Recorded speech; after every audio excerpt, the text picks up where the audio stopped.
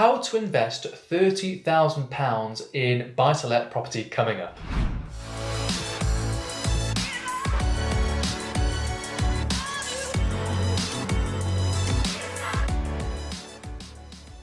Welcome back, my name is Marco. I'm a property investor, developer and mentor. Today we're talking about how to invest £30,000 in buy-to-let property. Now first of all, we'll start off with some definitions, then we'll go on to an example. So what is buy-to-let property? Well, nice and simple. A buy-to-let is where we're buying a property and then renting or letting it out. Nice and easy. So let's go over an example. We're going to use some real world figures. We're going to go over the numbers, and hopefully by the end of this video you'll understand how to invest £30,000 in a buy-to-let property. So let's start off with a few basics. Normally, when investors are buying buy-to-let properties, they will do so with a mortgage, and the mortgage will typically be an interest-only mortgage. An interest-only mortgage is where we pay the interest on this mortgage and we don't pay the capital, or in other words the loan we've asked for in the first instance. And I'll come on to it in the later parts of this video how we plan to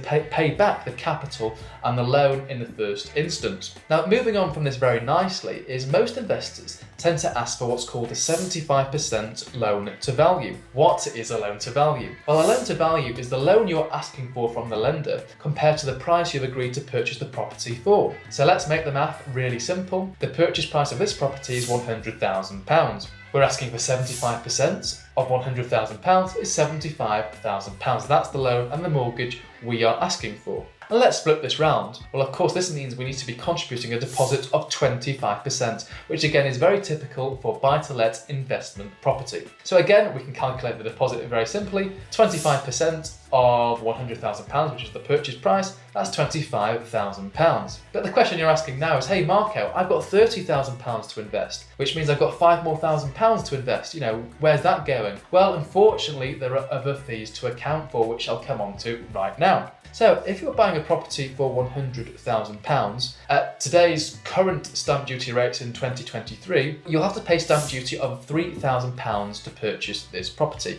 Again, because it's an investment property, investors will pay a premium. Now, not only do we have to pay stamp duty, but we have legal fees, and your legal fees could be, say, around £1,500, including all your searches and everything else to acquire this particular property. And then we've got mortgage broker fees, so you should be paying your broker a fee for the work that he or she is doing, and this could, say, be up to £500 for an acquisition of this nature. So when we add all those little fees together, £3,000 for the stamp duty, £1,500 for the legals, £500 for the mortgage broker, that's £5,000. So £5,000 plus your £25,000 deposit equals £30,000. So that's where your £30,000 is going. Now, a really important question, what type of property and where would I be buying properties for, say, around this £100,000 mark that you've given, Marco? Well, if you look in the north of the UK, you'll be able to find plenty of properties that are on the market, on the open market, for around £100,000. So I'm based in Leeds and most of my portfolio is focused around West and North Yorkshire,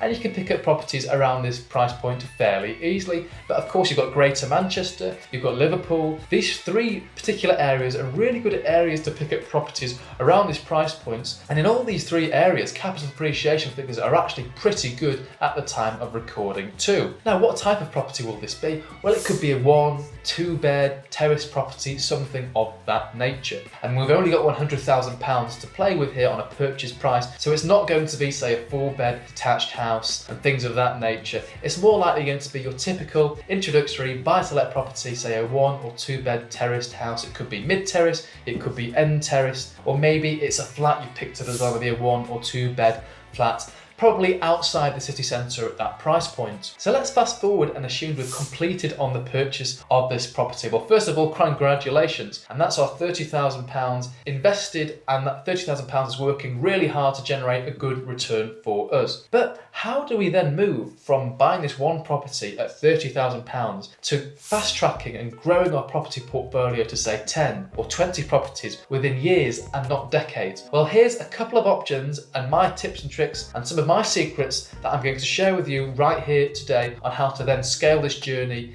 in a shorter time span. So let's fast forward 2 or 5 years from purchase. And when I say 2 or 5 years, I'm saying this because in the UK, that is, buy-to-let property is normally fixed, the mortgage is normally fixed for 2 or 5 years. And after those 2 or 5 years, you then will have to what's called remortgage onto a new mortgage. Now, when you remortgage, this is a really good opportunity to get your property valued at a higher value. So a nice easy example, let's say we purchased a property 5 years ago. Well, fast forward 5 years, and that property is probably going to be worth a lot more than it was in the past because 5 years has elapsed and maybe capital appreciation has worked its magic. And as we know, property prices tend to increase in the long run over time. So let's say the property that we purchased was £100,000, again we're using the example, but 5 years on from now it's worth £150,000. So what we can do is we can go to the lender and go to the bank and say, right, well, I'd like the same loan to value, so I still want 75% loan to value, but I'd like it based on today's market value, which is £150,000. So what the bank will do is they'll do a survey to confirm that it's worth £150,000, and then they'll lend you that 75% loan to value. So they'll give you a new mortgage. Essentially, this new mortgage will pay off the old mortgage and it will give you lots of cash in your bank account so you can go again and buy more property. And I've got a really good video about refinancing. I'm going to link to it in the description. Here's a picture of the thumbnail.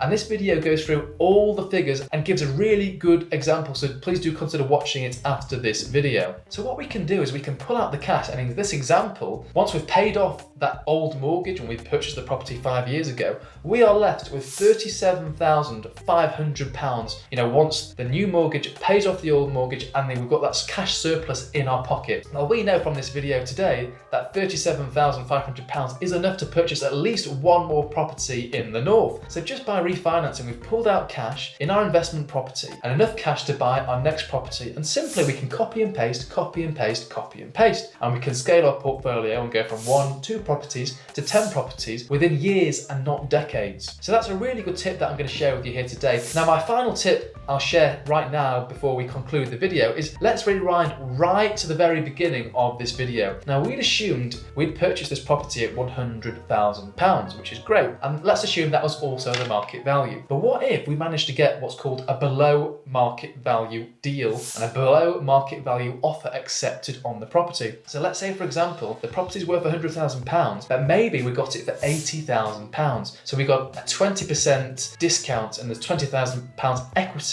we've got straight away in the property. Well, here's the magic thing about this. You don't even need to wait 2 or 5 years to refinance. You could refinance earlier than 2 or 5 years, of course. You're going to have to pay what's called an early repayment charge, a small fee to exit your current mortgage before the fixed term expires. But you can ask the bank to value the property at the market value and again, pull out that cash and go again. And you can go again within, say, 6 months, and you don't have to wait 2 or 5 years until that fixed term on the mortgage comes to an end. So if you're struggling to understand the concept of refinancing early, it isn't the simplest thing, but once you've done it a few times before, it becomes very, very, very easy to do. And it's like that. All of a sudden, you understand how to fast track your property portfolio. And once you see that cash land in your bank, again, you want to repeat that, you want to copy and paste, and you want to grow your portfolio from, say, 1, 2, 3 properties to 10, 20 plus properties in years, not decades. So if this is of interest, head to my website, www.ms7.uk, and book a call with me. I'm very passionate about helping people invest in property the right way and helping people fast track their property portfolio growth. For those of you subscribed to the channel, thank you very much. It does mean a lot to me, but YouTube tells me the majority of people watching this video are not subscribed. So do me a favor, please do consider subscribing. Every Tuesday and every Thursday at 2 o'clock, I release a full length video. So again, I've got some really good content coming up on the channel, some really unique, fresh content that you won't find elsewhere on YouTube, so do not miss out. And as you know, I'm running a competition. Once we get to 10,000 subscribers, one subscriber will be chosen at random and joining me in the cockpit, and we'll be doing a flight over Yorkshire together. So